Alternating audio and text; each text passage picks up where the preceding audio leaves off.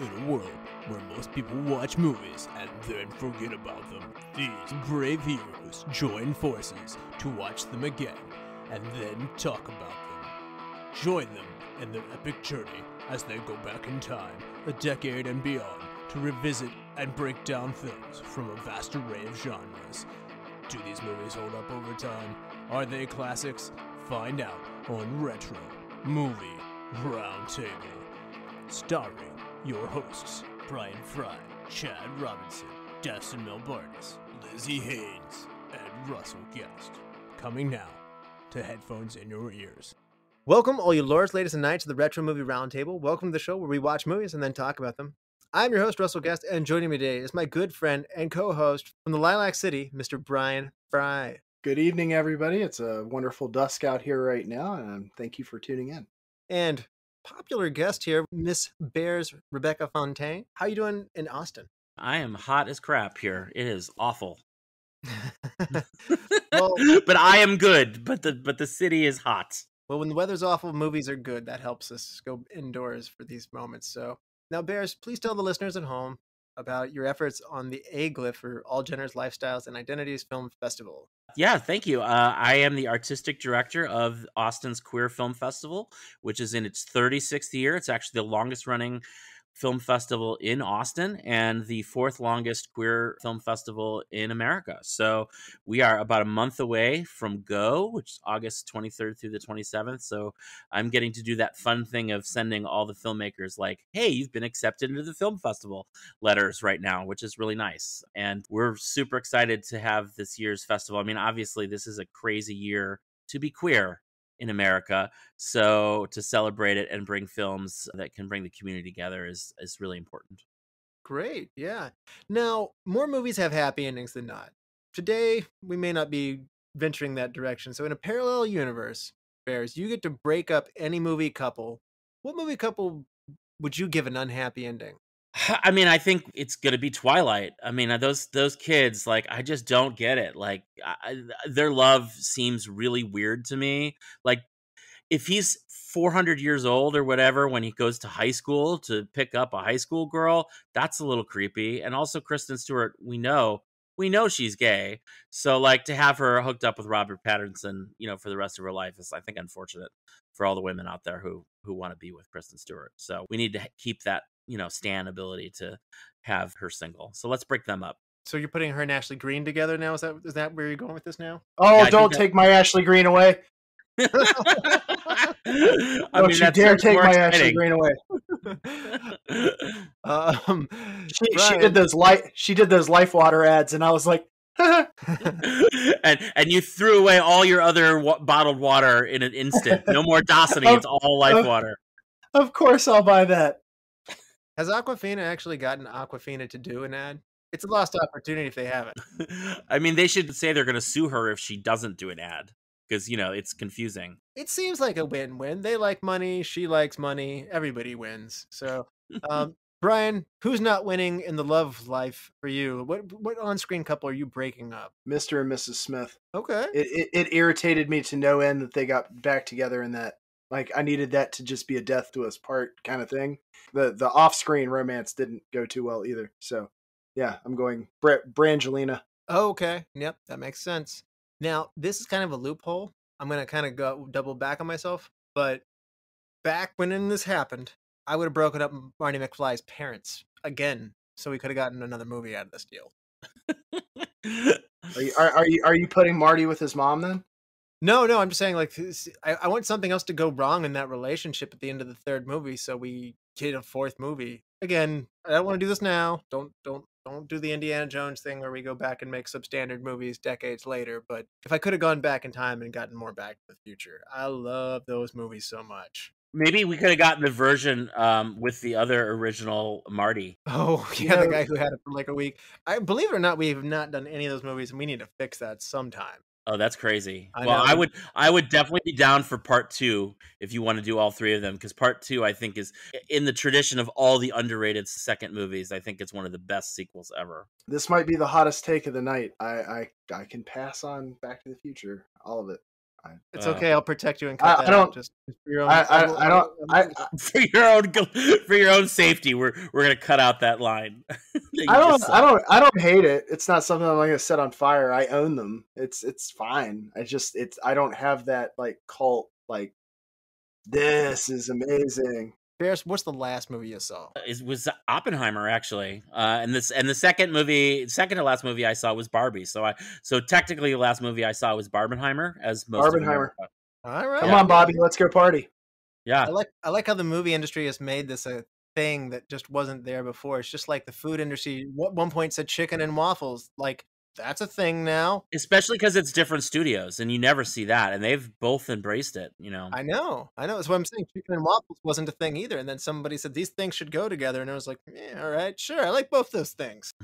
French fries and a Wendy's Frosty. I love it too. I love that they turned into it too. That's how you deal with stuff like this. You turn into the skid. But the thing I like the most about it, and this is what kicked it off for me, was a pair of tweets that were released, I think, on or around the same day. One was by Ryan Gosling gushing about Barbie. He says, "Oh my gosh, I'm so happy I got to play Ken. It's like Greta Gerwig was just speaking Ken through me, and you just got to see Barbie," and it was just gushing. And then, like, within a limited amount of time, Cillian Murphy came out and for a promo for a tweet about Oppenheimer, and it says, "Yeah, I think it's pretty good, I guess." It's just like the dichotomy of Gosling and Cillian Murphy. I just like, yay, thank you for that. Maybe you're not so verbose if you only eat an almond a day for 3 weeks. I went to see Oppenheimer with somebody who insisted on referring to Cillian Murphy as Cillian Murphy. I did that for a long time, so I have to commiserate with that person that you know. That is I also mocked them for 3 hours. Yeah, that's also how I started saying his name until I was not so politely corrected. So it's okay. like, sorry. All right, Cillian Murphy. Yeah, that's the part you're mispronouncing. Yeah. So anyway, and the last movie that I saw was Elemental, which is the first movie I have seen in theaters, and since pre-pandemic for 3 years, Mary, Grant, and I, we went and we had a good time, and he liked it. So a family outing in the theaters. So hopefully more of that to come in our future. So yeah, good selection. Now, Bryan, what movie is it we're gonna do today? We are tackling Blue is the Warmest Color. All right, this stars Léa Seydoux and Adèle Exarchopoulos. The release year is 2013. The budget is $4.2 million, not a huge budget. It grosses $2.2 million domestically. That may sound like a small showing, but worldwide, this movie does $19.5 million worldwide, which is a big return off of the budget of its size. In America, that only places it at 178. And the movie placing ahead of it is Old Boy, and the movie placing behind it is The Christmas Candle. Well, this is a much better movie than The Christmas Candle, that's for sure. Okay. And the number one movie this year was Hunger Games: Catching Fires. Now, if I'm gonna guess, this movie just didn't get a wide release. This movie is going to be rated. This is an X-rated movie in America, is it not? It was it was NC-17 when it came out. Although the IFC movie chain refused to give it the NC-17 rating and opened it up to, they said, mature teenagers. They would let anybody in. Okay. And there's an argument to be made that the only reason this movie was given an NC-17 rating was because the sex scene was between two women, and if it had been between a man and a woman, it wouldn't have gotten that. But that's something that I think will come up again and again as we talk about this movie, is that it seems to be rated on a different scale than many other films, simply because it was 2013 and these were two women. And if you remember 2013, that's a couple years before we made gay marriage legal, and it was right after gay marriage was made legal in France, which is actually where this film is from. So technically, I would say domestically, if you want to give the domestic budget, you have to find what it made domestically in France, because that is its home audience. Which that is true. That is true. The number. Yeah, my numbers are American centric. And fairness, I don't know how many people show up for a movie that shows at Cannes and then has subtitles, and it's asking a lot of the American audience. So anyway, it does fine worldwide. In fact, it gets a lot of press and critical acclaim. So The IMDb rating gives it a 7.7. The critics of Rotten Tomatoes gives it a very high score of 88%. The audience score is just right behind it at 85%. As I mentioned, this is a Cannes Film Festival Palme d'Or winner, that is the Golden Palm. That's the highest award that you can win at the Cannes Film Festival. We don't often talk about movies that come from that track, but this is not only the director, Abdellatif Kechiche, but also the two leading actresses, Léa Seydoux and Adele Exarchopoulos, both come in. The judging panel was included from Steven Spielberg, Anne Lang, and Nicole Kidman, made an unprecedented move to award this film's two main actresses the award with the director. So never before has this been done. They broke the format for how this goes. The Golden Globes gives us a nomination for Best Foreign Film. It does not win. The BAFTA Academy Awards nominated for two awards. Rising Star Award for Léa Seydoux and Best Film Not in the English Language.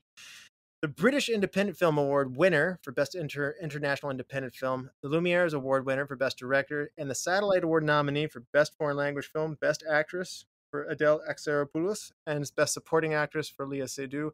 And the Austin Film Critics Association Award winner right there next to you, Bears. I went ahead and added this in there for you. And a slew of other film awards and nominations across all things. So Best Foreign Film widely across the board. This movie racked up a lot of awards that you may not list of. So go to Wikipedia and check out those if you want to.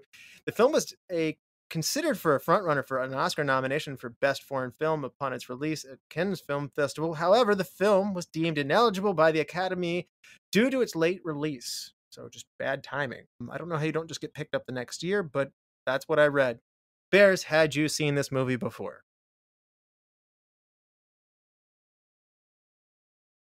Perfect time to watch it with you guys. I love it. I want to congratulate you. Very few people are bold enough to throw out movies that they haven't seen when they come on the show. So I'm going to give you some gold stars for that. So thank you. That's awesome. So coming to it 10 years later, which is still a lot has changed, as you mentioned, in the world. How does it feel like it's aging to you? Well, it's interesting because when it first came out, it got that instant success when it came out of Cannes, but then there was a great deal of backlash right after that. And so I feel like what has happened is the criticism that has hung over the film has sort of colored it a little bit. And I feel like now we're finally at the point where I think we can go back and appreciate the movie for what it was at the time and what it's about. You know, so now that the criticism is finally and the controversy is worn off a little bit, I feel like it's easier to appreciate the film. Yeah. Now, Bryan, had you seen this one before? No, it's kind of on one of my lists of like foreign films that I swung and missed on when it came out. That's the reason when it was presented in a short list, I was like, oh, I intended to see that film. So no, I hadn't seen this before. And how about you? What was it like for just a first time going down for you? This was a very difficult movie to watch in company. with a wife? Wife, child. Sometimes if I get the opportunity, I have to watch movies at work. That was out. Yeah, no. My biggest struggle with this was finding an appropriate time to watch it. I guess would be my way to say it. I really, really struggled with. Well, we made a date night out of it. My wife had seen it before. She was a little surprised that I hadn't, and so we set up a whole night to sit and watch it and enjoy it, and talk about it a little bit afterwards. Okay. In that case, you were being, I guess, not only reassured but recommended in this case. So that's good to hear. I went in not having known about it, to be honest with you. I missed it. I missed the buzz. I missed the conversation about it. And I sometimes Chad gives me a hard time for not giving movies with subtitles a chance. I admittedly am an unintellectual viewer when it comes to this. If it has subtitles, I sometimes sit there and go like, yeah, but I mean, I'm going to pick this other movie instead. So, I do far too much Kurosawa to draw that line. Dustin and Chad will both chastise me for reaching for the American dubs and just being lazy and taking bad lip sync versions out of it. I'll do that. I'm not beyond that. I mean, I get lazy. Listen, if it's going to get you to watch the movie, I think that's better than not doing it. But you know, in this case, I did watch it. It was free on Tubi. It does, and I hate to sound this way, but when you make me read subtitles, I almost have to watch it a second time because all I'm doing is reading text. Maybe I'm a slow reader, but this movie lives on the facial reactions, and the close-up shots, and all the feels that are going on. So to me, it demanded a second viewing. I had never really heard of Tubi before, so I decided to give that a swing. And then given how difficult it was to section off time to watch it. I kind of just stuck with it. I may end up buying this at some point in time. I don't know. I'm not exactly sure who I would watch it with. Like, That's fair. there's like, and I don't want that to come out the wrong way. There is a percentile of my brain that says, if anybody knew you were watching this, they would get the wrong idea of why. Yep. That's fair. That's very fair. And yeah, so sure. I do feel like you're in line here to get some sponsorship money from Tubi, though, by the way. With all their horrible commercials, I'm already fired. edit around that, but yeah, you might be able to. I'm already fired. I like your ads. They're great. All right. Anyway, there'll be spoilers that lie ahead, so we will be back after these messages. Welcome to the All 80s Movies Podcast. I'm Bill. And I'm Jason. And this is the podcast where we talk about the blockbusters, the flops, and everything in between from one of the freshest decades for movies, the 1980s. So whether you're a brain, a jock, a valley girl, or a Jedi, we've got some 80s classics for you. Do these movies stand the test of time? Are we discovering something new? Is there an 80s movie we're finally watching for the first time? Join us each week as we dive into the cinematic nostalgia that inspired and influenced a generation. From the hits to the cult classics, we'll discuss our earliest memories, favorite scenes, fun facts, and our not-so-favorite movie moments too. It's the All 80s Movies Podcast, now available on all major streaming platforms. Please subscribe and happy listening. All right, we're back. And for those who haven't seen Blue is the Warmest Color, with a U in the word color, since 2013. Color. Yes. Bryan, can you please give us a refresher? Adele is a student who is trying to figure out love. After a dalliance with a young man in a grade above her, she realizes, with the aid of a harmless kiss from one of her female classmates, that she may be interested in something else. One day, while crossing the street, she is attracted to a short, blue-haired Emma. Adele dreams of Emma, and when a friend invites her to a club, she departs in an attempt to find her siren, which she successfully does. At this point, the introduction has been made, and she proceeds to have a platonic and then a very not platonic relationship with Emma. They discuss all manner of things as their love grows, from Adele's dreams to Emma's desire to be taken seriously as a painter. But seeds of discourse start to grow as the much younger Adele strays into the arms of a fellow teacher. Once Emma finds out, she is furious with Adele's lies and betrayal, throwing her out of her home and out of her life. 3 lonely years pass before they reconnect at a coffee house, where Adele confesses her desires to be with Emma, and, with difficulty, Emma denies her while still parting amicably. Adele receives an invitation to Emma's new art showing, where she is reintroduced to some of the friends she had left behind. The movie closes with Adele leaving without telling anyone, walking away in a startlingly blue dress. All right, Bears, this is a lot to bite off. This movie is an expansive movie. It's a long movie. We cover a lot of ground, and it starts as a coming of age kind of, finding oneself. It develops into a romance, and then it kind of has the breakdown of that. And let's talk about this as a whole journey. How is all of this going down? This is a lot to process for an audience. Yeah, I mean, you're following several years of a character's life. You start with her being completely unexperienced in love at all, and she experiences the most, probably what she's going to define as the most important relationship in her life, and we see it from start to finish. 3 hours of movie time, we're given the time to dive very deeply both into their physical relationship and their conversational relationship, and I think we really get to know how they work. And so when they do break up, it is very heartbreaking for the audience. I think the length of time and the amount that the director allows us to really know these characters adds to the emotion that I think it's impossible to avoid when they start breaking, because you really are with Adele, and it's tragic. It's very sad. It's a very sad movie. I mean, there's this argument of that most lesbian movies are sad. The general trope is somebody dies in the movie, and arguably that is what happened in the graphic novel that this is based on. But this one is just sad because of the breakup.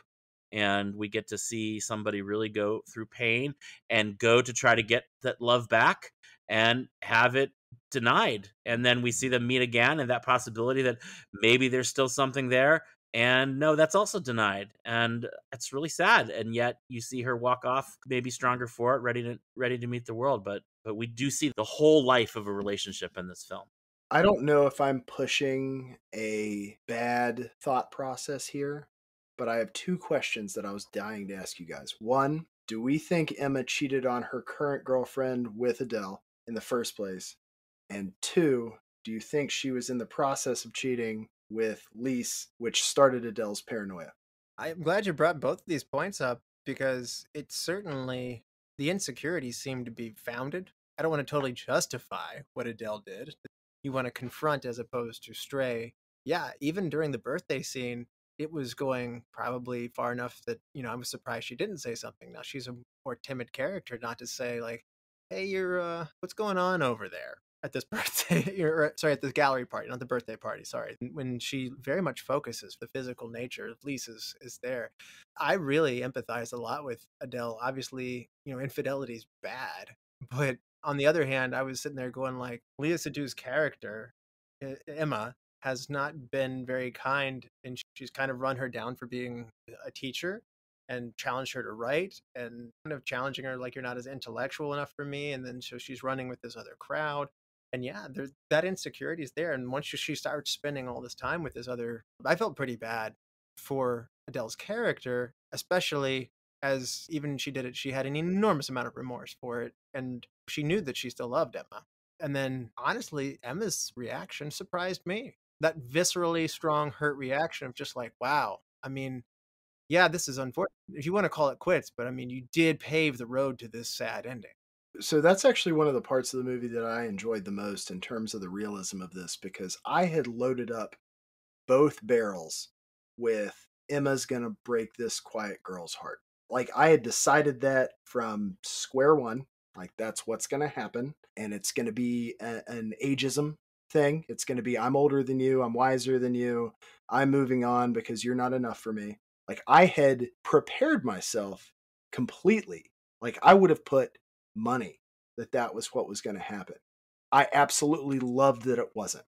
That aspect that it was actually Adele that instigated it. But that's also why I asked the question, because I want to know, do you guys think that the demons, the devils on her shoulder, were right saying, oh, she's cheating on you, oh, you're not good enough? Do you think that they were right? Or do you think that's just what they were, and that visceral reaction from Emma was more I would never have done this to you? Yeah, I think it was a little bit, she protests too much. I definitely feel that Emma was cheating on Lise in the very first instance with Adele, and that's why they broke up. And now we're seeing her cheat on Adele with her ex-girlfriend. I think they had already cheated by the time they got to that birthday party, and they were certainly cheating when it came to the gallery party. You were talking about, is this going to be an obvious like breakup because of the ageism, and being older and wiser? I also think you can't avoid the issues of class in this. Emma is a well-to-do, she's upper class, she's well educated, she's in this artsy sort of elite set. Her parents are very supportive of her and of her sexuality, and that's completely different from Adele. And so it's not her world. And like you said, that Emma was like ashamed to be dating a school teacher.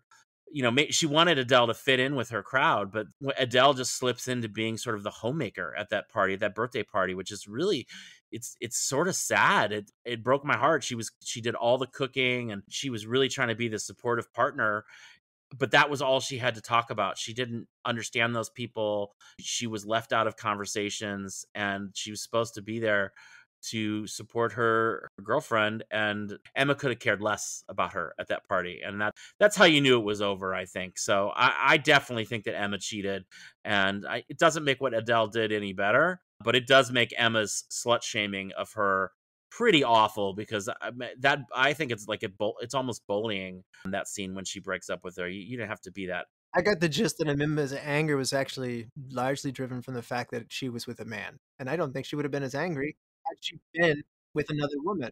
Yeah, that was my next question. Does it make it worse that it was with a man? It does for Emma, when in reality, I don't think it should. I mean, you just, you're two people, you're together.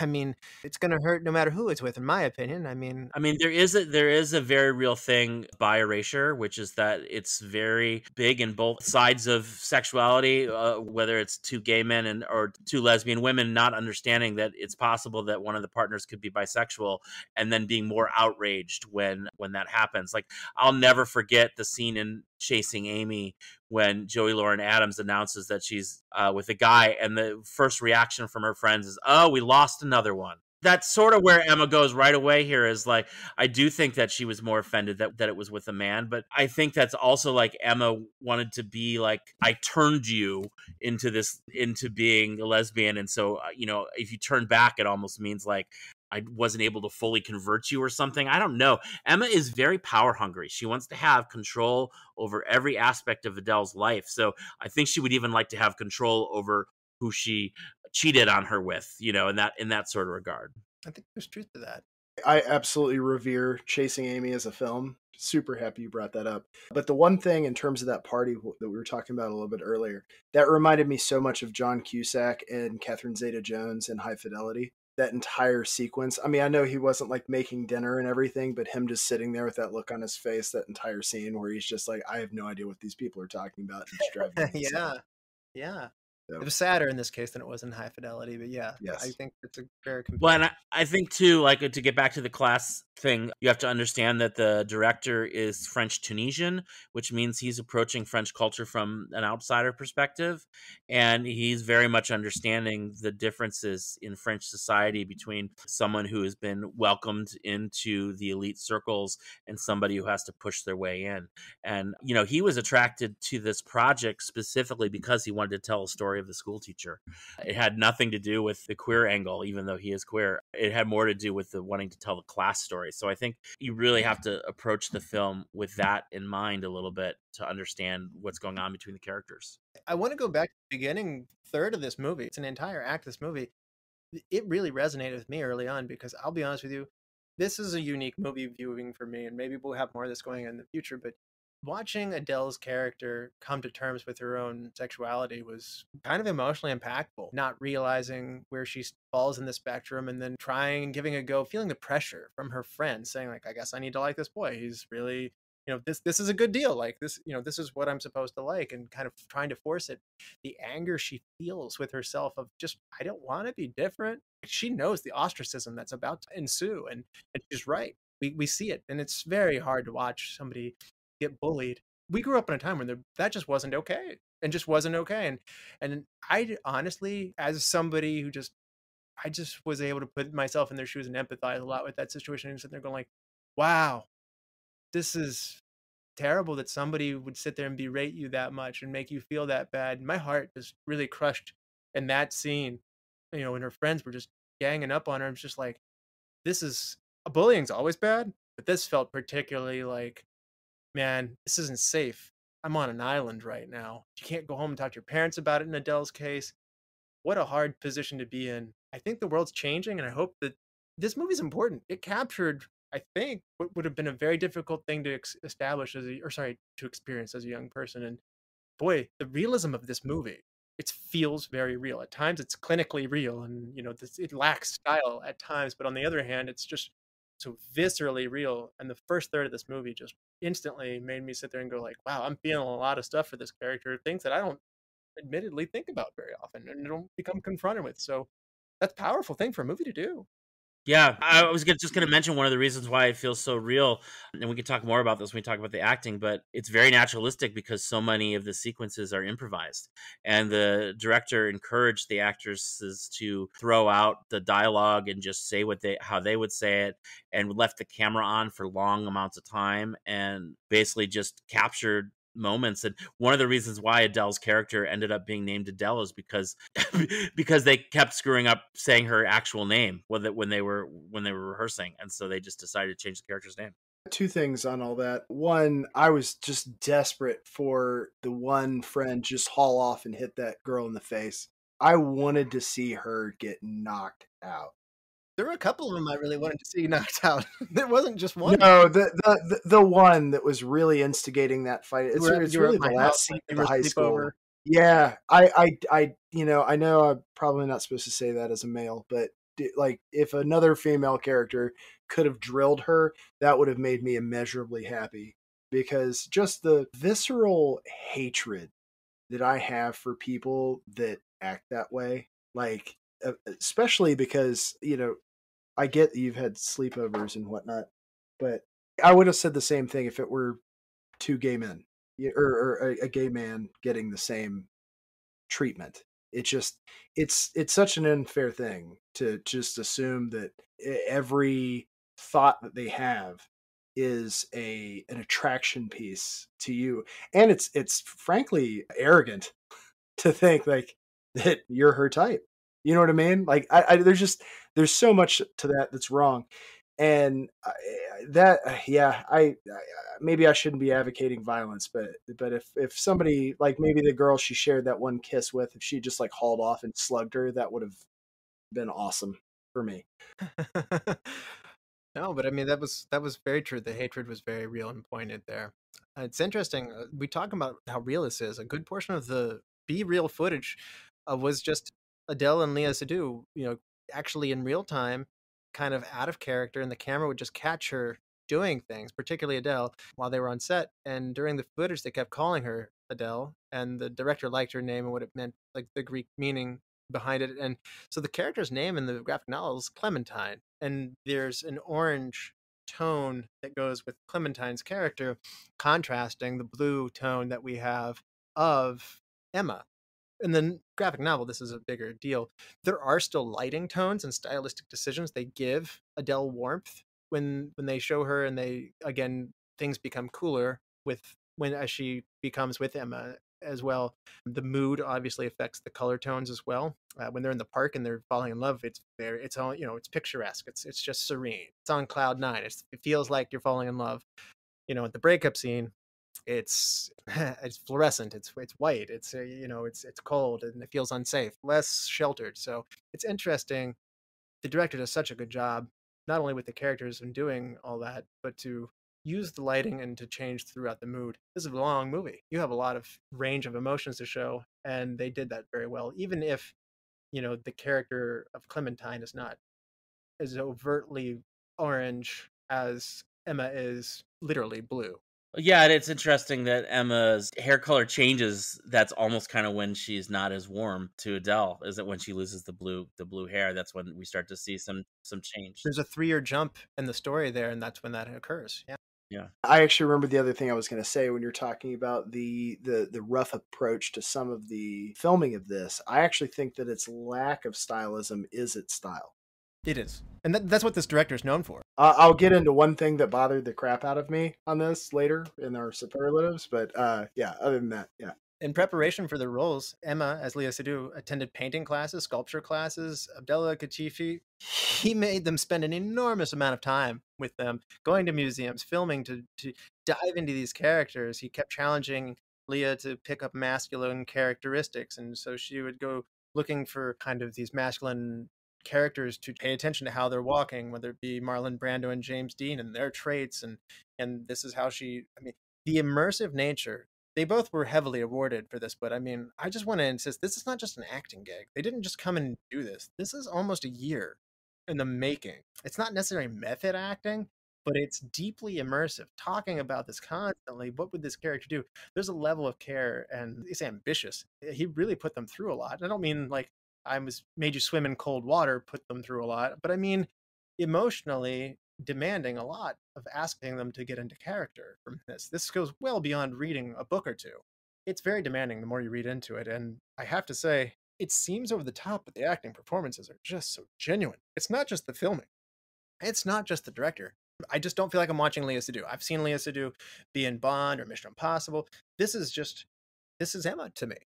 The characters are who they are playing. Yeah, it isn't lost to me, too, that we're watching and talking about this movie in the midst of the SAG actors strike, and to think about the kind of time and respect that the acting profession is given in a country like France versus here, and the amount of, actors aren't even paid for prep time in America and under the SAG rules. So, these girls were on salary in preparation for this movie. Now, probably not a lot of money because they were young and it was 10 years ago.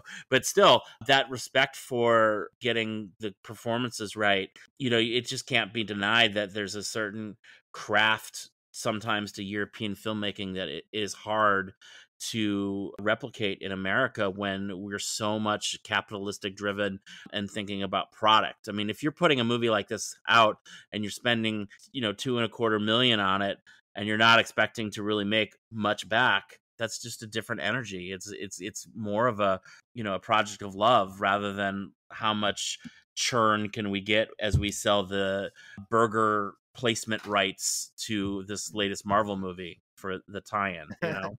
Yeah, this is not that for sure. I thought it was great that in casting them, Adele Exarchopoulos is 18, which is, given the demanding nature of what they're going to be doing in terms of their intimate scenes, that's as young as you're going to be able to go. And Léa Seydoux is 27. I like the age difference in the casting. The more and more I get older, the more and more you sit there and you go like, these 90s movies where this like 35-year-old person is playing a high school student, I don't like it. I remember even being a young teenager sitting there going like, is that what people are going to look like in high school? And like, I mean, it's one of those things. It's just like, I believe there are young people who can have talent when properly directed and channeled. And it does irk me when you get some people in their 30s playing teenagers. And, if it's a TV show and you've been doing it for 12 years, I think that's a valid excuse, but it doesn't work that way, quite frankly, like most of the time. So I'd like to see the age difference. They casted well. Léa Seydoux came from family that, in hindsight, the director liked her because of her upper class background. She, this is like a quote unquote, there's parts of her upbringing that just prepared her to be right for this role. And I mean, that's just a level of consideration with the casting. That's just, again, it's tremendous. They were both excited to do this because Abdellatif has great notoriety. We don't necessarily pay attention to his name here in America as often, but in his circle as a filmmaker in Europe, this is a big time director. Yeah, he had already won the César Award, which is the French version of the Oscar, twice for directing when he made this film. Yeah, absolutely. Now, I think we got to talk about this. I mean, one of the things that gets this movie attention is an enormously, it's a lot of intimate scenes that are very long and very show all. There's a harshness almost to it. It's not necessarily stylized to be warm and loving. It's, again, so real. It's almost like two people just burst into your dorm room and you're just sitting there in the other bunk, like right next to them, and they don't realize you're there. Like, I mean, it's like, there's something almost voyeuristic about it as a viewer. I did want to talk about this. I wouldn't say they're going for titillation here. You feel their love, you feel it's very real, but on the other hand, this is not American cinema. Clearly, let's talk about this. This is one of the things that people do talk about. This is what gets it so much attention. I don't know if that's what this movie wants its attention for, but it does get a lot of attention because of an enormous amount of intimacy. I mean, as a film director myself, I have to say, you don't put that much sex in a movie without hoping that that's going to get some of the attention, Like, there is a certain factor of a director making a choice. We don't ever see Emma cheat, so we don't really know that, and that's part of his intention. But, we do see Emma and Adele have a lot of sex, so that is also his intention. That's what he wants us to see. He's in control of what's on the screen. And, the main sex scene in this, when they first come together, is 6.5 minutes long. It's very graphic. It's very beautiful. I think it's very well shot, and it feels real. It almost is. I mean, it almost is real. I mean, I think that, but I still think it's done very artfully. I don't think it was done for titillation, even though there was some accusation about it being what people would call the male gaze, and that's easy to identify with it being a male director having control over these two, especially one very much younger woman. But I don't think that changes how beautiful it is and how titillating it is for an audience. And I'm going to say for a lesbian audience too. I've talked to many lesbians who love this film. One of them told me that this movie was her queer awakening film. It was like the first film that she saw that was about people having a relationship like she wanted to have. And I think it's great that somebody would get to see that relationship reflected on screen. And that is not just seeing people talking and having dinner in a restaurant. It's about seeing, the sexual aspect of that relation too. It normalizes it. And I just think that when you had such a controversy about it in 2013, you can't escape the political ramifications of taking a lesbian scene and just throwing it on screen and being like, hey, this is 2013, welcome to the new world. This is okay.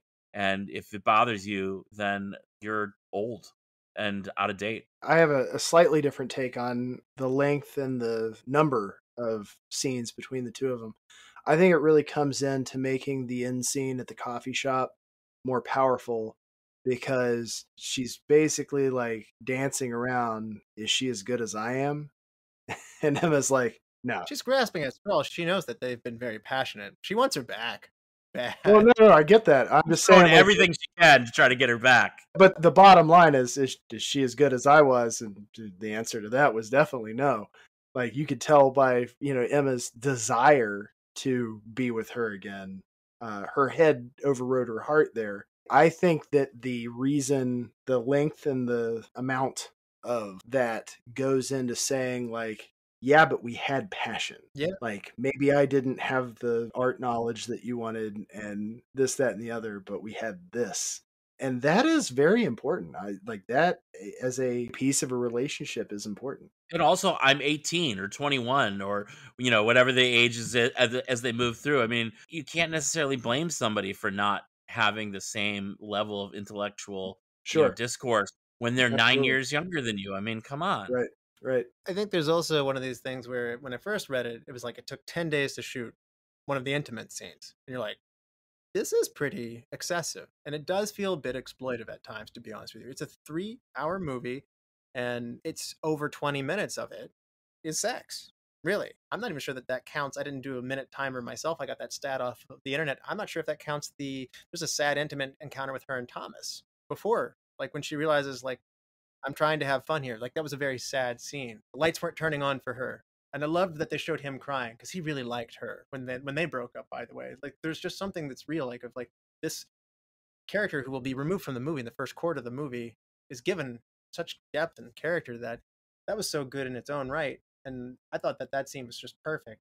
But some of the other ones, as Frye had mentioned, like, there was a length of it that just made me sit there and go, like, what are they doing? Like, I mean, is this like the director's cut or something like that? I've got at least 40 yards of insulation from the street to my large screen television, and it all has trees, and I've never been thankful for that more than watching this movie. No, dude, I'm telling you, like, I gotta wait till they all go to bed, and I'm wanting to go to bed, so I'm like doing this in pieces, and I'm watching this, and I'm like, I just put the disclaimer out there what I was watching ahead of time to Mary. Saying, oh no, I told her about it and everything. I'm doing that. Like, I don't want like a trick or treater to come up to my house or something. You know what I mean? Like, oh my god. I guess we didn't put a disclaimer out there. You should at least let somebody know what it is you're watching ahead of time, just so that you don't get walked in on the room and be like, so do you need to be alone or something? So, like, what if UPS is running late? Like, I don't know. I don't know. And there is a large percentage of brain that was saying, I don't feel like I should be watching this. I think because it is so intimate. But then the other question is, would audience have felt the same way if it had been a man and a woman? And I think in 2013, the argument is it was a very different experience, and it was. It was. I remember we covered Fatal Attraction. I remember there were some scenes that I thought were not necessarily directed very well there. They showed them off, and I felt like they lost their tone when they were doing some of their intimate scenes. Whereas contrast that with, like, we covered True Romance.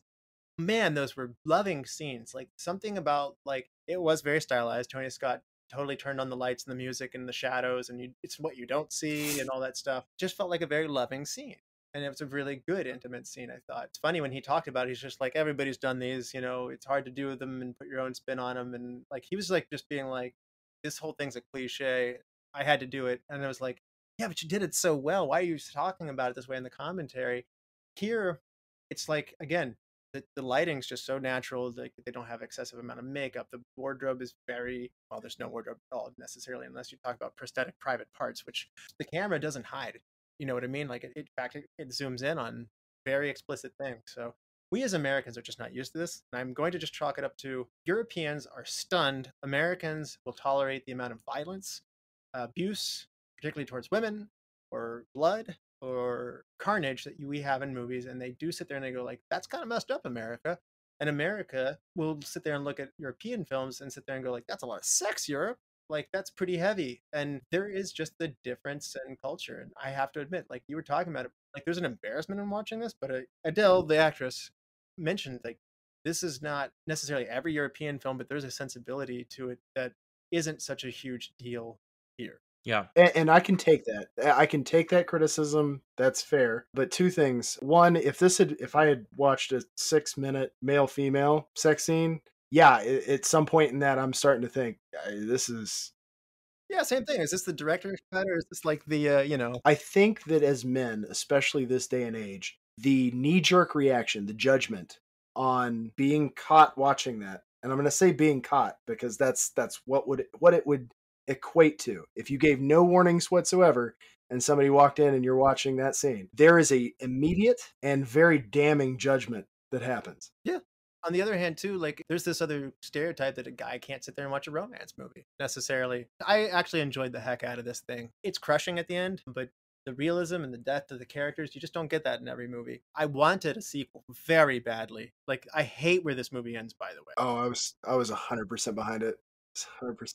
You've driven me 3.5 hours up to this point. I'll stay for another half an hour. Like where's this? Right. I need blue is still the warmest color, even bluer, or 50 Shades of Blue. Like I will come back. I will watch Adele into her middle age. She will always be haunted by her love for Emma, but I want to know how she gets her groove back, and I need to know where her life goes, even if it is kind of a I bumped into you in a gallery in another 20 years and sit there and go you're like, hey, you were the one that got away kind of thing. So I don't know. It's very unsettled where this movie finishes for me. The second part of what I was going to say in terms of the nudity aspect and the sex aspect in European films, I did a great deal of studying European advertising for school, and there's nudity in their orange juice commercials. Yeah. Yeah. It is very commonplace. So the nudity thing isn't maybe so shocking as the elaborate sex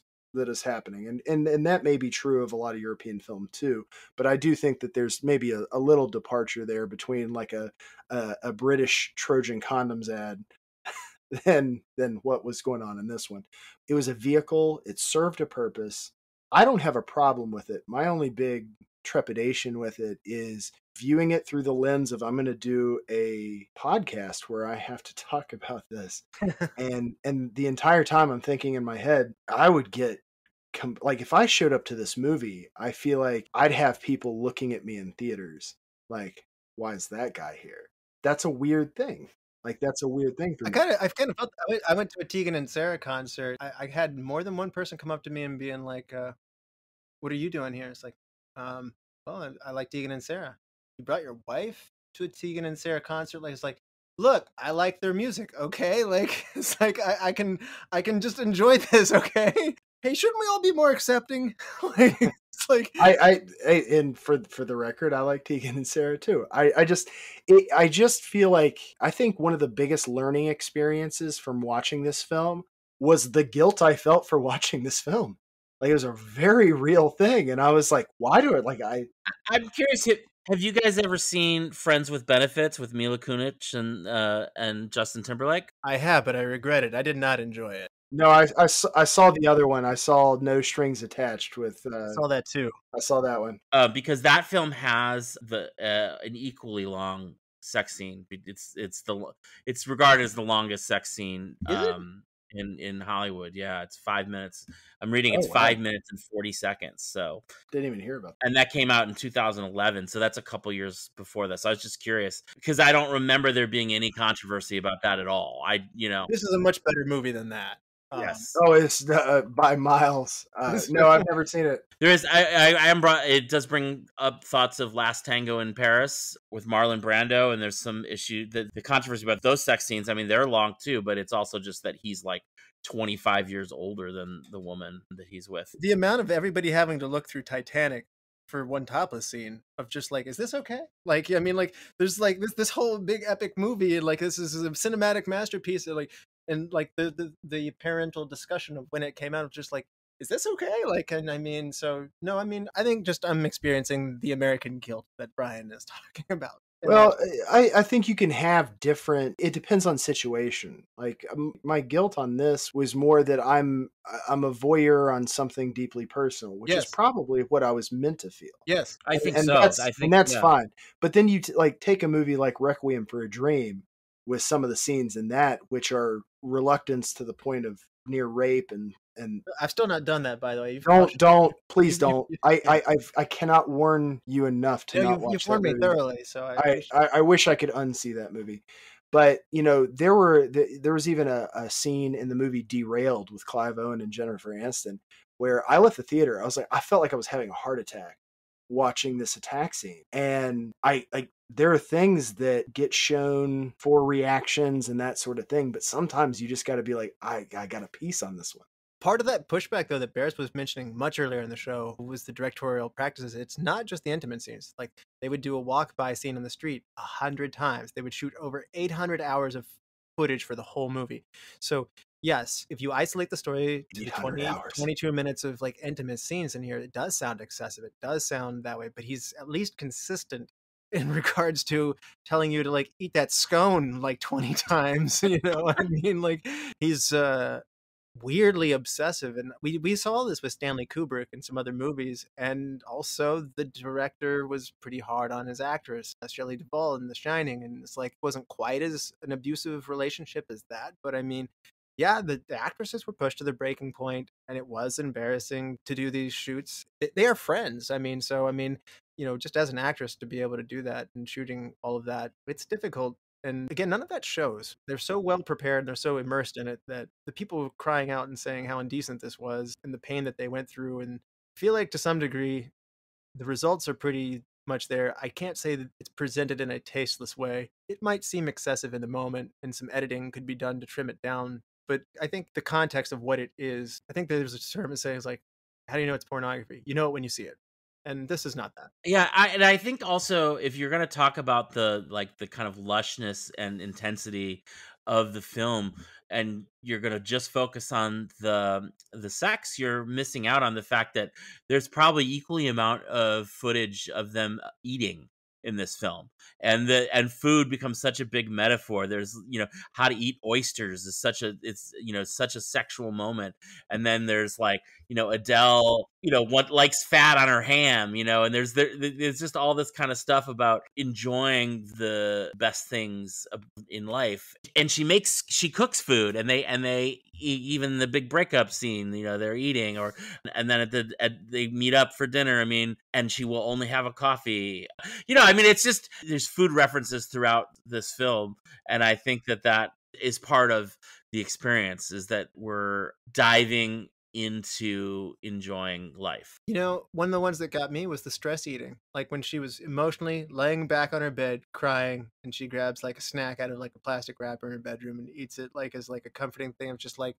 movies don't show that a lot. I mean, I guess romantic movies will just show like, let's have some ice cream on the couch or whatever, but this showed the emotional side of what that really actually is. You're right. Adele's relationship through food with this actually does show how she's feeling towards things. Everybody kept talking about how good her spaghetti was. I have to say, I was like, I kind of want to try that spaghetti. I actually wanted to eat spaghetti right after that. Yeah, totally. I don't know that I've ever had a film. I don't want to call this a teen film. I know they're ballpark age difference and whatnot. But there was a point in time when I first started working in the book industry where I picked up a couple of borderline, I'm not going to call it full on teen romance, but a couple borderline romance aspect books. And I was surprised at how many emotions those books invoked in me of being in high school, of being in love, that new the chase, the loss, and that sort of thing. Like, I was surprised at how much that did for me. This is the first and only movie that has done that. Wow. I love that. So I've had several books do it, but this is the first film that did it. Yeah, I don't want to take this away from it because it clearly means a lot to people. At some point, I just lost track of that this is a lesbian relationship, and these were just two people in love and struggling and then falling apart. It transcended that label If the movie had just been the first act, it would have been a pretty powerful movie in its own right as just that. But the last 2/3 of this movie don't really operate under that point. It's a relationship between two people. It's healthy to probably normalize it from that standpoint, but it did make you feel that way, So I did want to talk about the French setting. When you talk about France, this movie almost underglams France. This very much normalizes France. I mean, yes, there's the La Piscine Museum. That's really like a nice moment. And then that park where Adele and Emma meet. But this is L'Isle Nord, France. This isn't Paris. There's scenes in Brussels as well. There's differences, and I think there are little novel differences between America and Europe that we can enjoy. Like, there's some differences in just how the high school kind of works and behaves and how they interact with themselves, their clothes and things like that. European sensibilities.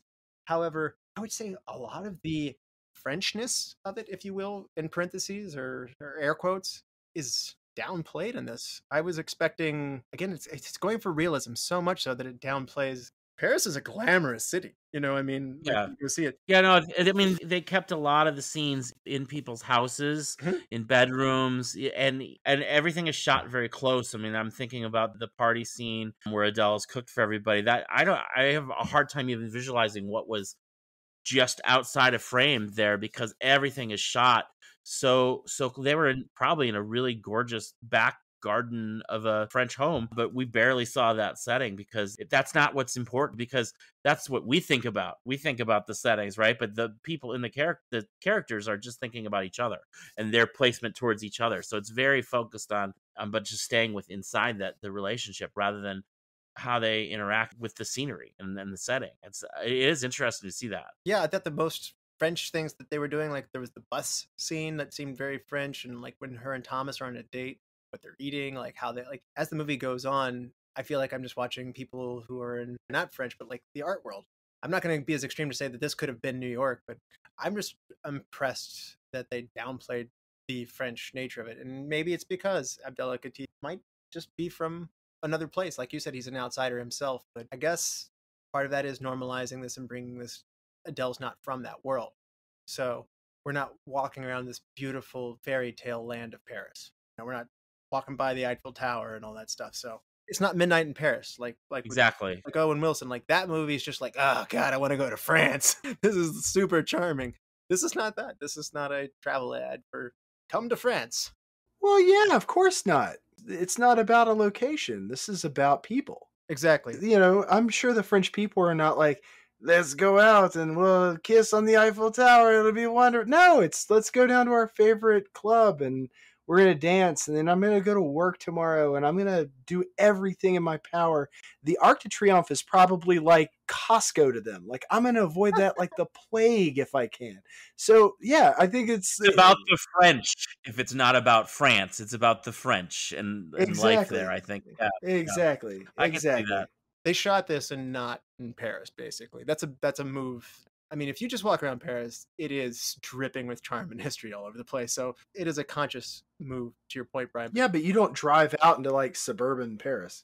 You're not like, hey, I'm going to check out Flag Street 3/4 of a mile away from Montmartre or something like that. Like, that's just not what you're going to do when you're in Paris. No, but like in contrasting, like when we did Sleepless in Seattle, or like Empire State Building's a big fairy tale like moment, or more to the point, Valentine's Day, when we covered that, like the whole thing just seemed like, isn't the whole world wonderful? Like, but that's what makes this a classier film than everything you just mentioned. Well, Valentine's Day is a different kind of movie. There's no doubt about it. I think one could, if you wanted to stereotype, one could say that Emma is very French in her view of relationships, and and how dedicated she should be, and she just wants to just move on from Sabine to Adele to Lyle to it's a French view of love, I guess. She strikes me as someone who always has a plan B. Yeah, she's a user, I think. I mean, one of the things I come away from this film with sadness from is just how used that I think Adele feels at the end of that. This relationship, like I said, it was the most important relationship maybe that Adele will ever have. It's not for Emma. I don't think that it's not even top 5 probably. I mean, maybe it's the best sex she ever had.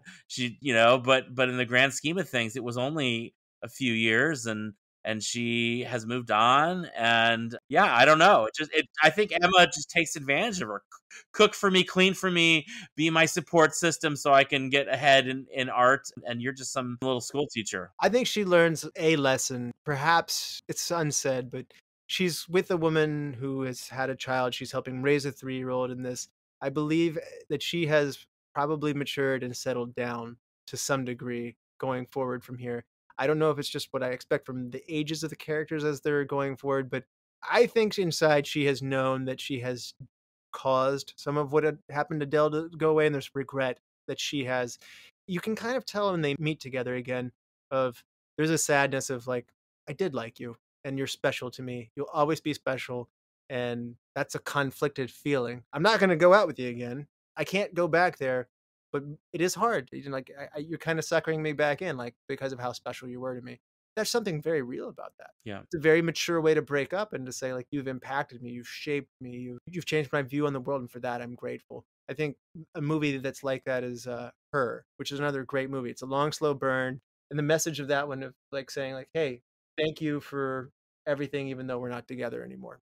That is a very grown-up lesson to have to take in, and that's a very mature thing that, quite frankly, a lot of people don't have. Well, yeah, and that's where she eventually reaches, right? But like her method of breaking up with her is not mature at all. I mean, that was it's emotional. terrible and so mean. And I think that has to come from a place of like that guilt that we're not seeing as to whether or not she cheated on her or not, you know. But she's overreacting because that's the only way she can break off this relationship. Probably because the sex is so good, you know. She's trying to make it impossible for them to be together. She is so awful in that scene. It is emotional abuse.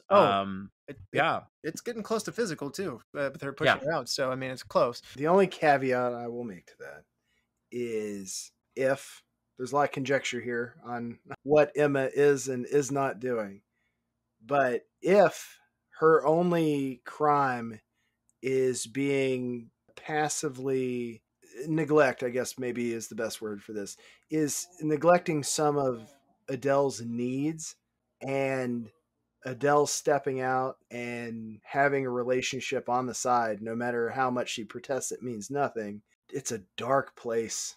I can only speak very mildly from experience because it only happened to me once and I was very young. But some people don't have a filter for that anger, and I can't bring myself to completely damn Emma if the situation was lined up correctly, where she really was the victim of a serious relationship cheating incident. And that's good filmmaking, because we've talked a lot about these questions. That's good to not spoon feed people everything. And Adele's, you know, in being a younger person, she's not getting that she can't fix it, that it's not just going to be a hug and an I'm sorry. She pushes the interaction. Some people have it within themselves to forgive the person in that situation. Some people don't. But it gets incrementally worse for Emma the more she tries to belittle the act as not a big deal. Like, you see the things that Adele is saying is stoking the fire, not fixing it. And I believe that is a thing too. Yeah, and I feel for her, because I've been in my own arguments before where you're desperately grasping for straws. And you're right. Hindsight, you'll sit there and come back and be like, I was digging my hole way deeper. I can't put this damning piece on Emma for that interaction, because we're presumably 4 years into this relationship, and I think it's 6. She's 15 when we meet her, and then she graduates from college and stuff. She has her 18th birthday before they go to like the second act, and then there's a lot of time that passes. And they mentioned we have a 3-year-old daughter, and she was just pregnant before, so I believe that's a 3-year jump and another 3-year jump, if I'm doing my math right. I guess all I'm saying is that's some heavy stuff in a very serious relationship. It doesn't get to just be this relationship was powerful for Adele. Yeah. Like, that's not fair. No matter what Emma's ancillary issues with doing what she needs to be a good partner, that doesn't change the feelings she would still have at that sort of infraction. Yeah. As far as the soundtrack go, I thought it was pretty interesting. The drum player and the character of Thomas was suggested the actor who plays him actually does make some of the music that we have in this movie. So that's kind of a fun thing. Yeah, I mean, this is kind of movie where you don't notice the music unless they're at a dance club or something like that. In general, I sort of, it just washes over you. I felt we were in a European movie, in fairness. Yeah. This didn't make my change one thing, but being my favorite European music genre, I think it could have done with a little bit more trip hop. All right. Why don't we get into some superlatives, you guys? Let's go. Sounds good. All right. Bears, who is your MVP? I mean, this is easy. It's our lead actress. It's Adele. She gives one of the best performances I think I've ever seen in a coming of age film. It's so real. It's so heartbreaking when she's hurt, and it's so intense when they're in the sexual act, you know? I mean, you can't deny the fact that that scene is unbelievable in terms of, like, I mean, it's so good, and I still feel like it's the same actress throughout, you know what I mean? Like, Yeah. like she's able to do everything in this movie. Everything that she was asked to do, she can do. And like you said, I want to see the sequel. I want to know what happens to the rest of Adele's life. I think it's because, you know, she really pulls us through this whole film, and this performance is one of my favorites. It was great. I want to put a really intense question to both of you. If this entire movie was shot from Emma's perspective, how would it have changed it for you? I mean, that's very different. Yeah, I mean, well, first of all, we would know if Emma cheated, so I think that would change our entire opinion on that breakup. But I don't think Emma is not as interesting or as lovable of a character simply because of the background. I mean, Emma is coming from a rich family. She's got parents who support her and who support her coming out, and she doesn't have the roadblocks that Adele has. Okay. You know, with something you're honest about, Emma is a formed character. She is a lesbian. She's proud. She's established. She's gone through her journey. She knows who she is. She's massively confident. She's what Adele kind of, in some ways, there's a reason she's enamored by her. Like, you know, she's almost like heroic to her. Whoa, you can do this? Like, you know, you're kicking down my doors for me. Of like, I think you're right. Emma's movie would have a very different start much earlier, if you wanted to, if you will. But I mean, there's the two characters are so different. Adele is unformed and finding out about herself in the. I just feel like it's a misnomer to not take into account what Emma's been through. That's fair. That's fair. I mean, she's just more formed when we meet her. That's all. Sure. I'm just saying that if you did this from Emma's perspective, let's say that the film was much more backlog, say Act 1 and 2 got you to Adele. And then because you don't have to spend as much time on Adele, that Act 3 piece would be quicker.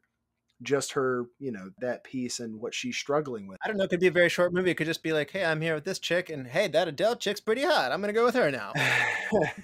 Yeah, she's a serial cheater, I think. I don't know. I'm sorry. I'm not on Team Emma. No, that's fine. And I agree, because that's why I brought it up, because the entire time I was predisposed to believing Adele and not believing Emma. Like the whole movie, that was where I was at. So that caused me to give pause for a minute and say, okay, what if I've got this wrong? This is a movie that has really enjoyed doing what I didn't expect. So what if that continues in the fact that she really was the one seriously wronged by this? Bryan wants a spinoff. No, I don't. I'm not with you guys on the sequel. I like exactly where it left us. So Bryan wants a different movie. He wants orange is the coolest color. It is the newest black.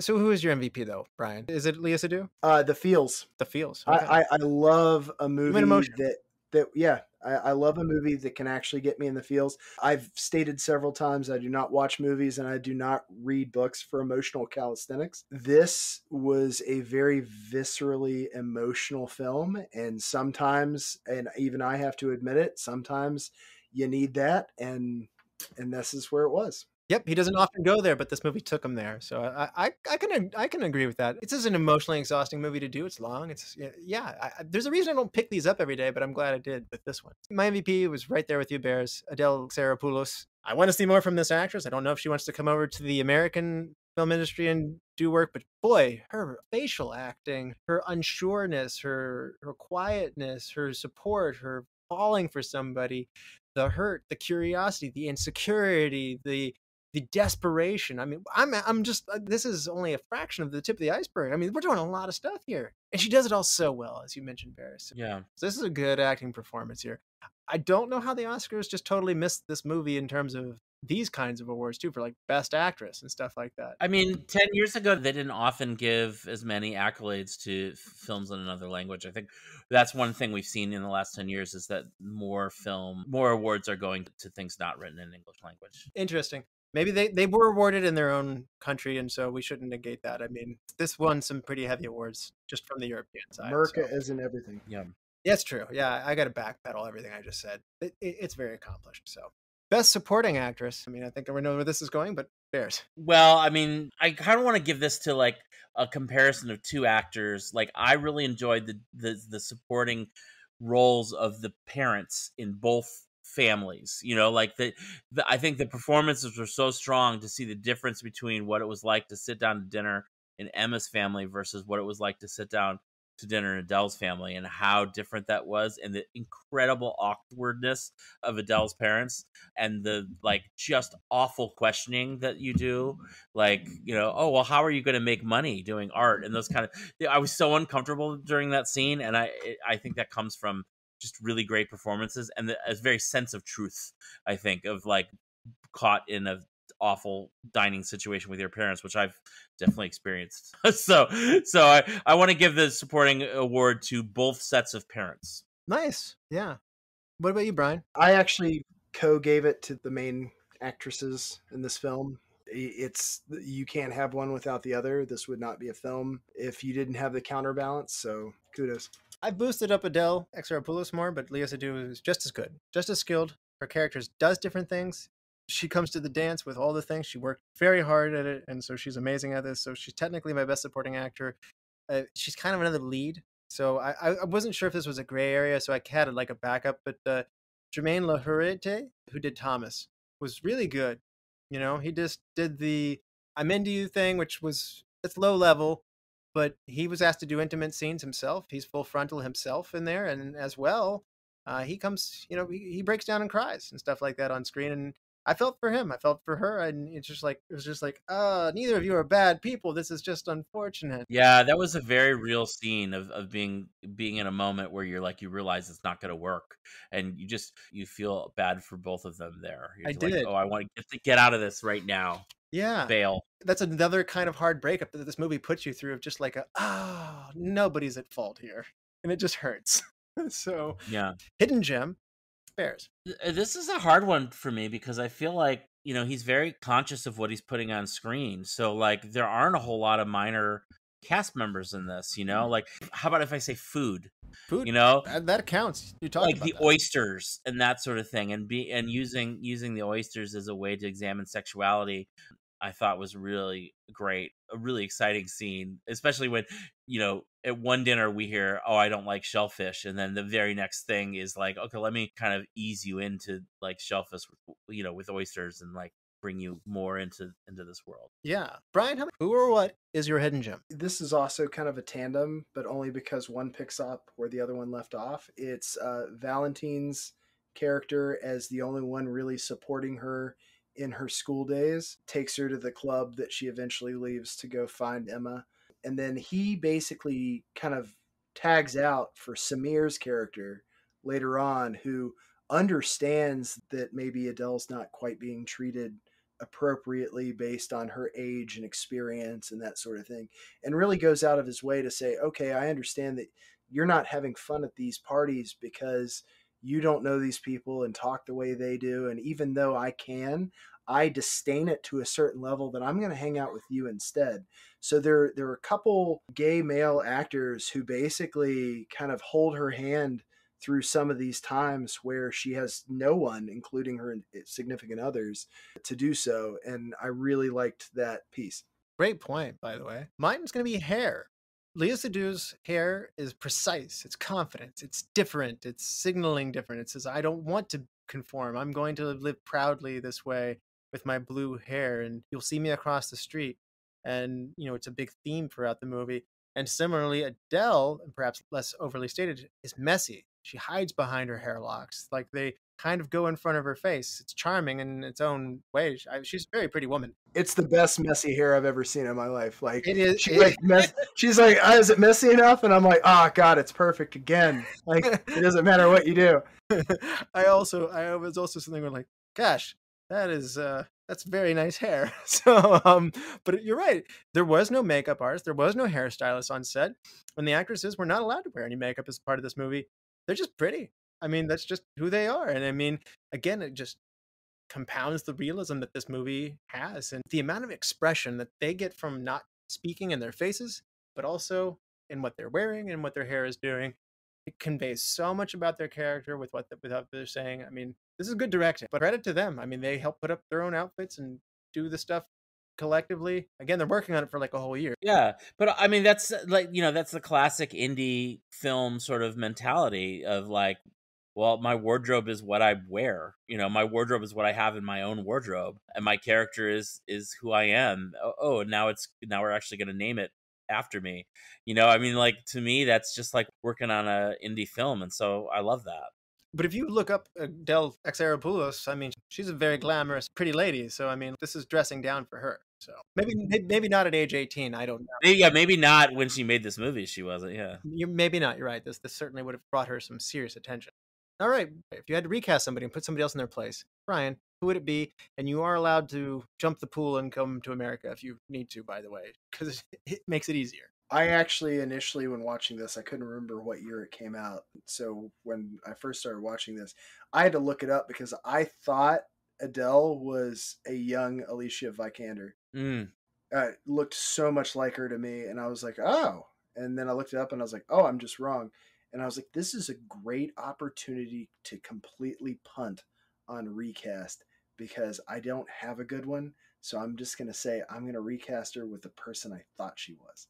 I like that. Bears, who would you recast? My first answer was going to be I wouldn't recast anyone because this is perfect. But I am going to say I'm going to cheat and recast it for an American remake. Okay. And say if I was going to do an American remake of this right now, I'm casting Kristen Stewart as Emma, and I'm casting Hunter Schafer from Euphoria as Adele. Hunter Schafer plays Jules and is also trans. So that would add another little wrinkle to it. But that's my recast as a couple. I think the age difference is right. And that I think they both have done some explicit scenes and they both could convey the emotion of this. So that's my American version. Somebody hire me to direct it. I'm ready to go. Okay. Yeah, and I went lower stakes than that, but I love what you did. I kind of wish I had put some thought into that direction. But the character Amelie, Fanny Morin, she's the girl who has the more round face. She's got darker hair, and she's kind of the major instigator of like pushing the questions to her friends. Like I would say she's the lead bully of like, say, hey, how was your sex? The one I wanted socked in the face. Yeah, hey, no, not the one who got all crying and like you were sleeping next to me. Not that girl. This was the other girl who was like with the cigarette, like being like, hey, how is your sex? Tell us about that. I was like, ugh. That's awkward. These are conversations that men don't tend to have in these sort of things, but it's just like, man, she doesn't want to talk about it. Get off of it. So I also felt mad at her, but I thought Margaret Qualley from Once Upon a Time in Hollywood might be a good person to do for me. So why did I pick on her? I just felt like it's a demanding role, and maybe this character didn't bring it as much as obviously the leads did in some of these other really great support characters such as the parents did. So young actors are tougher though. Again, it's not necessarily a glamorous movie, but what do you feel like is the best shot of Bears? There's a shot early in the movie where Adele is writing in her journal, which becomes a plot point a little bit later, but she's like basically sitting on her desk at the window, so you can see a little bit of the French countryside behind her. But it's that moment of like, I think I have found someone, and I'm going to be alone with my thoughts for a moment. And I just love that idea of a young girl journaling, and it's she's at profile. It's just it's a beautiful moment early in the film where it just draws you into her, I think, really well. Yeah, I don't know if you remember that one. It's very Yeah, how about you, Bryan? What's your best shot? I really liked the setup for the obsession that ends up being their relationship, where they're passing each other on the crosswalk, and you had both of them kind of do the, oh yeah. Yeah, they definitely said this is going to be important. Right. Like, you knew it the first time you watched it. I figured, Bryan, you were going to do the depressed walking away into the distance I really thought you were the going Incredible there. Hulk. The You love Incredible Hulk. you love a dark down ending. I figured you do. would enjoy it. I love the sad walking away scene. I do. It's I thought you were going to do it. You even said it earlier. I was like, that's his best shot. no, but it's also a piece to say that, you know, for every sad walking away scene, you have to have a Pac-Man they meet, you know, and that was the they meet, because I don't think I'm not sure if anybody would walk away from this movie and say they should never have done what they did. No, I think that was one of the mature things about that in the end. Yeah. You know, you don't get a really heartfelt sad walking away scene unless you've loved to the extent that they loved, and that was the point of the film. Absolutely. Yeah. People talk about the meet cute in the romantic comedy, you know, being kind of a trope, but it's a trope because it is a real thing. I mean, we do all have moments where we meet the person we're going to be with, and it is a cute moment because we retell that story. You know, that's what it is, and I think we see a really beautiful interaction with them when they finally get to talk for the first time. Yeah. My best shot's gotta be the park bench when Emma draws Adele. I'm a sucker for all the good feels, so this is when it felt the best. So, best scene, Bears. Why don't you go first, Russell? This never happens. You do it. This is pandemonium. I know you always, but yet you're just in control, and you're like you, and you always go last. I'm like, I want to see your best scene first. In a weird way, behind the curtain, sometimes people take my choice and I act like they don't. But I love it. So my best scene is when Adele's friends grill her for the unknown, let's just say masculine friends, a nicer way of saying it for the show. And she's upset that she's being pushed away from her friends for being lesbian inside. She denies it to her friends, and the bullying, it is just so painful. And it is just so visceral, and it's just one of those moments where you sit there as a human being and you sit there and go like, man, it's real. Why does the world have to be that way? I hate all of that. Yeah, that's my best scene. Doesn't feel good, but I mean, this movie made me really feel for, these are shoes that I guess I just didn't put myself into very much. And this movie forced me to think about those things. And that's a pretty powerful thing to do. Absolutely. Yeah, my best scene is also one that isn't the happy feels, and it's when they re-meet and Adele basically tries to get Emma to come back to her, including sucking on her fingers, you know, just going all in on making this happen, and the fact that it doesn't work. You know, I just think Note to self: if you're trying to win somebody back, sucking their fingers doesn't. But to me, it felt like it should have. Like, I was like, oh, that's gonna work. You know, I really thought that scene was great because you see how much control Emma has had of that relationship the whole time, and I don't think Adele realized it. I think Adele really did think she was coming into this meeting and was probably going to be able to get her back, and I think at the end of it, then she realizes, oh, I'm never going to get her back, and so by the time she comes to the gallery scene, the big ending scene, it's fairly obvious that she doesn't think she's going to get her back. She is definitely old history. And there's that moment of like, oh, there you are. You're still on the wall. You know, you still made the wall. You're still a memory for Emma, but that's just one painting out of an entire gallery of experiences. Yeah, you're right. Bryan, how about you? What's your best scene? It's the art discussion when they're talking about it. Clement he's very much about covered, less exposed, yellow showing light, and basic fears of exposure, while Chiles is raw, not nude, or not necessarily nude, but sharp wedges, angles, colors, meant to imbue harsher frame in an object. And I feel like it's interesting because that's what Emma's work that she ends up getting displayed is. Mm-hmm. And it's the one that she says she doesn't like, but it's the one that Lise likes. And yeah, that's the direction her art takes. Yeah, that's a good point. Best wardrobe or makeup moment. I gushed about hair already, but Bears. This is another one of me playing with your categories. I'm gonna say my best wardrobe moment is the 6.5 minute sex scene when they're completely naked and we are just left to look at their beautiful bodies rubbing up against each other, and it's just in your face. Like, look how comfortable these actresses are. Look how comfortable these women are with each other. You know, if you're inside the movie, you know, you can't escape it. And I just love a movie that just calls you out on it. And it's especially as an American, like you said. This movie is it's just like, how much can you take? And I love that. I love to be challenged.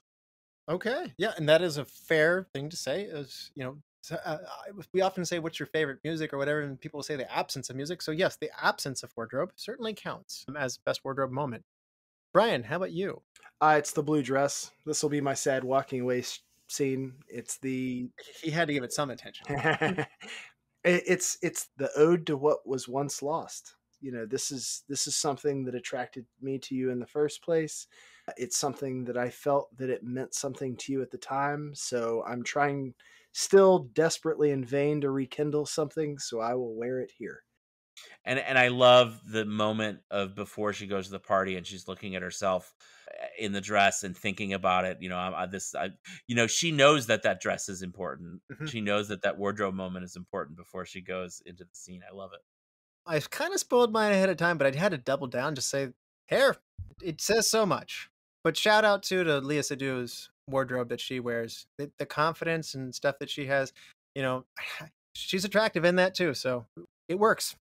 Change one thing, Bears. This is hard because I think this is a pretty perfect movie, and the thing I want to change is the bullying from the friends, and that's because it's just so hard to watch. And I think if this movie was being made now, that scene would be very different, simply because we've evolved since then. But also, I think we're very conscious of bullying and how we talk about it and how we portray it now. So I'd be curious to see how that scene would play. I still think it's a sad, unfortunate reality with a lot of social circles in a lot of places still. Yeah. I don't know if it is in France. How about that? You might have your geography and your people, but for the rest of those geographies and the rest of the social circles out there, it's sadly too real still, probably. But yeah. Yeah. Bryan, change one thing. For all of the very personal shots that the director uses in this film, the ones of her sleeping with her mouth open drove me nuts. I don't know why I had such a problem with it, but I would cut every single sleeping with the mouth. Like, you shoot her from a different angle. I don't know what it is, but I was just sitting there like, shut your mouth. Don't shut. Just. I don't know why it bothered me so much, but literally after like the 10th one, I was like, do it again. Do it again. I dare you to do it again. I thought you were going to say the bullying girl that you really hated to have a pigeon flag. Well, no. I mean, I definitely still think she should have gotten slugged by somebody else, but that's where I think no. I just, dude, I don't know why that grated on me so much, but they did it like 24 times, and I was just like, oh, he's doing it again. Here, we got another one. We got it. And I don't know if it's just mouth shape and the teeth. I drove me nuts. I don't know. I'm probably going to take some heat for this one. But if you want to watch blatant girl on girl scenes, there are other movies that are strictly of a different kind of entertainment that do that. And I think that this movie gets attention for things or for shock value, and I don't want to cheapen the characters. And so I think some of them are just a little bit too long, and that they go beyond serving the characters and the plot, I think, is all I'll say. My American guilt can't totally be overcome by I sat there and said, well, that's a lot. So I think if we dial it down, I mean, it is 22 minutes or whatever of straight up sex in this movie. I mean, but the movie's 3 hours. That's fair. So, that's also fair. But I mean, that's another point. Like, you could trim some movie down or give me one additional scene to show me what happens to Adele in 20 more years. I really need that. Although most of the sex is in the first half too. That's another thing. So it feels like more of it because that's when they were happy, right? Oh yeah. So I think it's a little front loaded. Yeah. So anyway, sorry for that one. I know that's missing the point. But sorry, this is super random, but I think Florence Pugh would also make a very good Emma. Oh yeah, absolutely. Yeah, I see that for sure. Best quote. Bears. What was the first time that you tasted sausage? A girl. I mean, like, especially because they're eating at the time and they're talking about food. Food is such a part of this. And so when they're asking each other about their past, and Adele wants to know about, like, when Emma knew she was a lesbian, it's as she's eating sausage. So it's just, and Adele talks about it as tasting a girl. And Emma says, oh, do you mean kiss? So that was a really great scene between the two of them, and I thought it was kind of funny. I actually said I wonder if that's part of the translation. I'm curious to know maybe what that was in the original. Yeah, I didn't do well in French class. I'm not going to lie, so I'll defer to Bryan on that one. His French must have been better than mine. Oh, no, you really don't want to.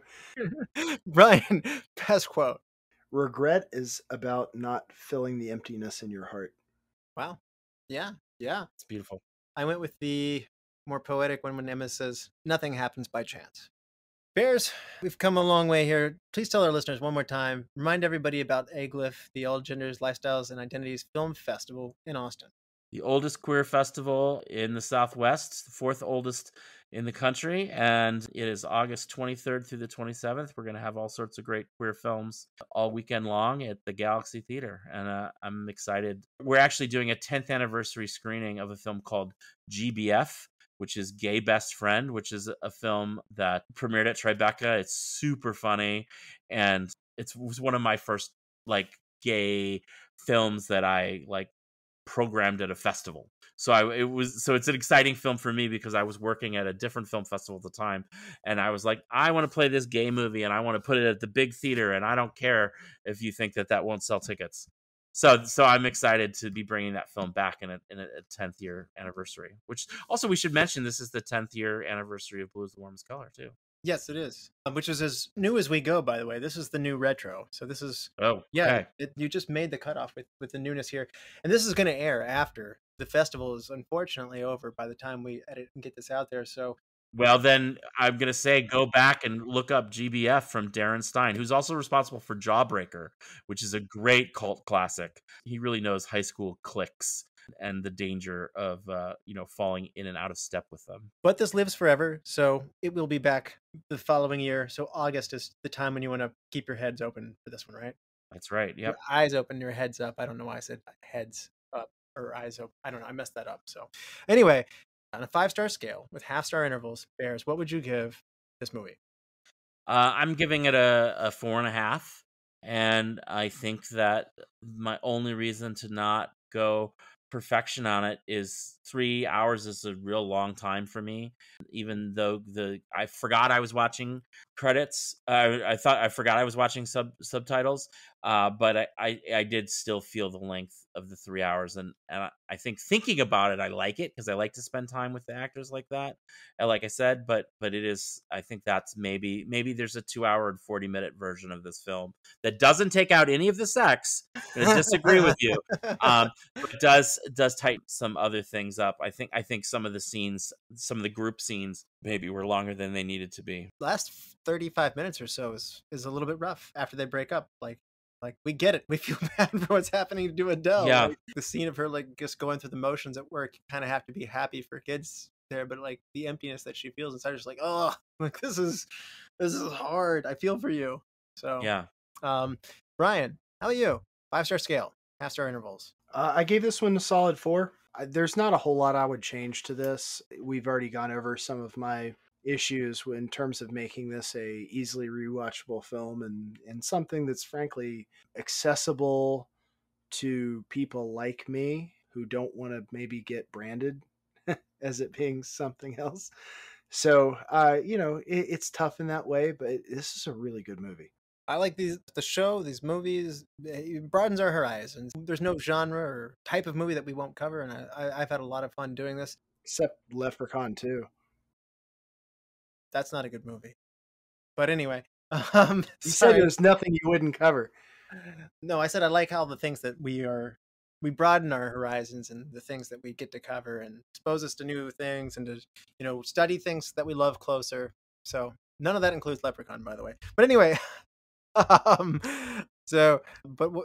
wrote down 3.5, but I realized in talking to this, it doesn't necessarily feel good, and I can't dock a movie just for not feeling good. It hit me in the feels in a very real way that I won't forget. I won't rewatch this movie probably because it is so long, and because, like Frye said, it's not the kind of movie you sit there and you grab your family and say, "Hey, you haven't seen this? Let's watch this." So together. So I do think I may have docked it a little hard, and I think in talking about it and how real it felt, and how unforgettable it is, I'm going to go up to join you, Bryan, the 4 tier as well. So I'm glad I could bring this film to you guys. Yeah. Bryan, do you want to help me pick a movie for next time? Of course. So the 80s was a time for great funny movies. You ready for some 80s comedy films here? Let's do it. Option 1, Airplane from 1980. After a crew becomes sick with food poisoning, a neurotic ex-fighter pilot must land a commercial airline full of passengers to safety. Option 2, Caddyshack, also from 1980. An exclusive golf course has to deal with a brash new member, a destructive dancing gopher, and a lot of mayhem. Just fun stuff. Option 3, The Naked Gun from the Files of the Police Squad in 1988. Incompetent police detective Frank Darabin must foil an attempt to assassinate Queen Elizabeth II. Better be Caddyshack. I'm all right. Don't have to worry about me. All right. Bears, thank you so much for joining us. We had a blast. You're welcome. Thanks for having me on again. And to all the lords, ladies, and knights of the Retro Movie Roundtable, we invite you to reach out to us. So we want to hear from you. So subscribe, rate, and review to us on Apple Podcast, Spotify, Google Podcast, wherever you get your podcast. Subscribe to us on our YouTube channel as well. Like us on Facebook, Instagram. Follow us on Twitter at @movie_retro. And their little weird new logo that looks like the Xerox symbol that's going to be an X and not the little cute Twitter bird anymore. So I don't like it. I don't like the X. Emails at retromovieroundtable@yahoo.com. And producing and providing this podcast is fun but not free. We invite you to support the show at our Patreon page at www.patreon.com/retromovieroundtable. All contributions are much appreciated and go towards making the show better for you, the listeners. As always, thank you for listening. Be good to each other and watch more movies. Bryan? Whatever machination that created us has but one irrevocable flaw: the invention of love that cannot be equally satiated and cannot be repeated once found. It is to be that once acquired, to be sought after hence.